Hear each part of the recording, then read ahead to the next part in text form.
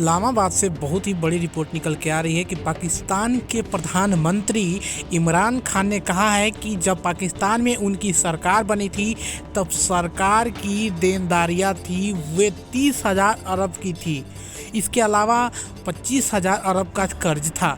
बाद में ये कर्ज बढ़कर 36,000 अरब हो गए। उनकी सरकार ने 11,000 अरब के जो कर्ज लिए उनमें से सिर्फ 6 अरब मतलब 6,000 अरब केवल पुराने कर्जों का ब्याज देने के लिए लेने पड़े थे। 3,000 अरब का कर्ज डॉलर के मुकाबले पाकिस्तानी रुपया कमज़ोर पड़ने की वजह से बढ़ गए।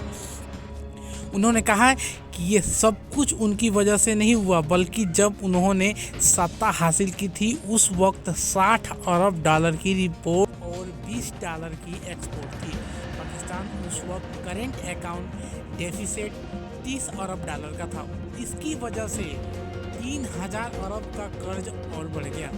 2,000 अरब डॉलर के कर्ज में से 800 अरब डॉलर कोविड-19 की वजह से जो नुकसान उठाना पड़ा उससे चलने पड़े।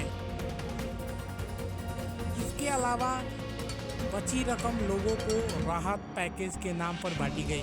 उन्होंने ये बातें पानी की पंख नाम की एक डॉक्यूमेंट्री ड्रामा की सेरेमनी के मौके पर कही। पाकिस्तान के पीएम ऑफिस ने इसको ट्वीट किया है। इस मौके पर उन्होंने कहा था कि देश की पुरानी सरकारें यदि सही फैसला लेती तो आज पाकिस्तान ऐसा नहीं होता। पहले की सरकारें ने केवल चुनाव जीतने पर जोर दिया और शॉर्ट टर्म पॉलिसी बनाई। इसका ही खमियाजा आज देश भुगत रहा है। शुरुआत में पाकिस्तान में बिजली बेहद सस्ती थी। यदि पहले की सरकारें सही फैसला लेती तो आज हमारी इंडस्ट्री को बढ़ावा मिलता, लेकिन उन्होंने ऐसा नहीं किया। भारत में बिजली के रेट बेहद कम है, इस वजह से हमारी इंडस्ट्री उनका मुकाबला ही नहीं कर सकी।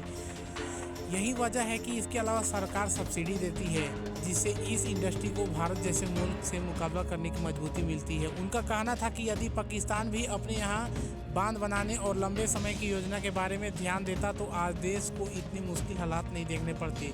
उन्होंने ये भी कहा कि पाकिस्तान में जो शॉर्ट टर्म सोच रही है, जो केवल चुनाव जीतने के लिए ही समिति रही है, इससे देश को काफ़ी नुकसान पहुंचा है। पीएम इमरान खान का कहना था कि क्लीन एनर्जी मौजूदा समय में काफ़ी मायने रखती है। इनका ये भी कहना है कि आने वाले समय में पानी को लेकर कई मुद्दे सामने आएंगे, इसलिए देश को अपने पानी के लिए रिजर्व क्षेत्र को बढ़ाना होगा। उन्होंने पूर्व की सरकारों को आलोचना करते हुए कहा कि उन्होंने केवल चुनाव जीतने के नाम पर शॉर्ट टर्म प्लानिंग की।